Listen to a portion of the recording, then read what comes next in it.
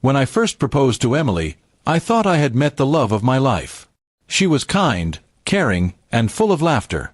Our relationship had been built on mutual respect and understanding, and after 3 years together, proposing felt like the natural next step. Both of us came from different backgrounds. I was from a middle-class family, while Emily's parents were a bit more traditional and proud of their status. Still, I thought love would bridge any differences. The first time I went to visit her parents after the engagement, things seemed normal. Her mother, Mrs. Hughes, was polite but distant, while her father was quiet and observant. We talked about wedding plans, our jobs, and our future home. Nothing seemed out of place. But behind that calm surface, I sensed some tension I couldn't quite understand. Emily brushed it off, saying her mom was protective. A few weeks later, I received an envelope in the mail.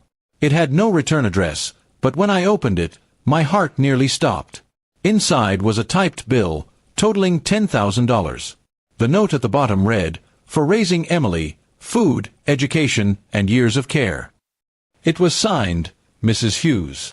I stared at it in disbelief, thinking it must be a joke. Who sends an invoice for raising their own child? That evening, I called Emily, my voice shaking. "Your mom sent me a bill," I said. $10,000. For raising you."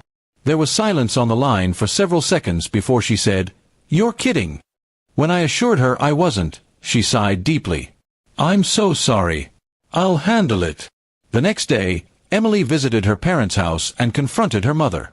According to Emily, the conversation got heated quickly. Her mom claimed it was symbolic, a way to test if I was truly committed. Emily told her that love wasn't about paying for someone's upbringing. But Mrs. Hughes insisted that a man who valued her daughter should be willing to give back to the family that made her. When Emily told me all this, I was stunned. I had always treated her family with respect, never expecting such a demand. I told Emily I wouldn't pay a cent, not out of pride, but principle. "Love isn't a transaction," I said. "If your mom thinks marriage means buying you, then she doesn't understand what we have." Emily agreed, but I could tell she was torn. Over the next few days, tension grew between us. Her mother kept calling her, insisting that if I couldn't honor her request, maybe I wasn't the right man. Her father stayed silent, which made me think he quietly disagreed but didn't want to get involved. Emily and I tried to stay strong, but every conversation about wedding plans turned into a debate about her parents. Finally, one weekend, Emily asked me to meet her at a cafe near her office. She looked tired, eyes red from crying. I knew something was wrong before she spoke. "Mom says she won't come to the wedding unless you pay," she said quietly. "And she's telling relatives not to attend either." I couldn't believe how far her mother was willing to go. I reached across the table and held her hand. "Emily, I love you," I said. "But if your mom can't accept us without a price tag, we need to decide what kind of marriage we're building. One built on peace, or pressure." Emily didn't answer right away. She looked out the window, wiping a tear. "I don't want to choose between you and my family," she whispered. That night, she went home to talk to her parents one last time. I waited anxiously for her call. Hours passed before my phone finally rang.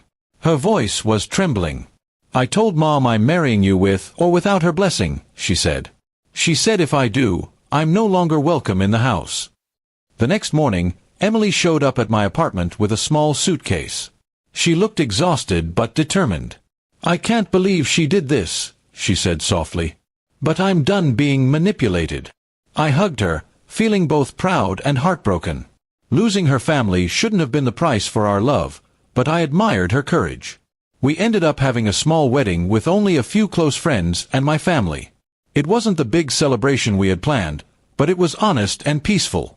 During the ceremony, I noticed Emily's hands shaking slightly, but her eyes were filled with certainty. We exchanged vows that came straight from our hearts, without conditions or demands. Months later, Mrs. Hughes tried to reach out through Emily's father, saying she regretted how things went. But Emily didn't respond. "It's not about the money anymore," she told me. "It's about respect." Her mom had turned a moment of joy into a painful test, and while forgiveness might come someday, trust would take longer. Today, Emily and I live in a small house we bought together. We still talk sometimes about how strange that Bill incident was, almost like a bad dream. But it taught us something important, that love can't be measured in dollars or favors. True love means choosing each other, even when others try to put a price on happiness. And whenever I look at Emily, I'm reminded that no matter how many challenges we faced, we built something money could never buy. A marriage based on loyalty, trust, and the kind of love that stands firm even when others try to put a price tag on it.